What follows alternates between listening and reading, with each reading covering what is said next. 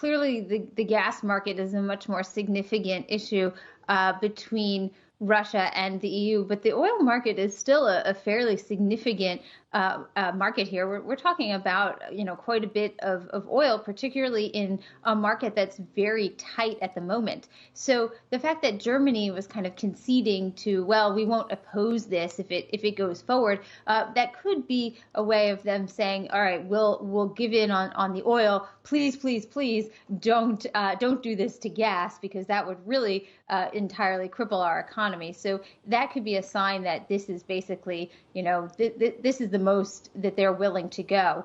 At the same time, though, it will have a big effect for a lot of countries that do import Russian oil. Big question is, will this be able to impact countries like India, China, and some African countries that still really want to import Russian oil and want to do so at discounted prices? Yeah, I agree. I guess the key thing is, look, the Russians are able to, we don't know how much, of course, sell their oil elsewhere. I've seen some estimates that this could affect oil to the upside. We could be looking at $185 a barrel oil soon. Is that too much of a stretch? I don't know if I would go quite that high, because I think we would probably see a lot of demand destruction before we got to that point.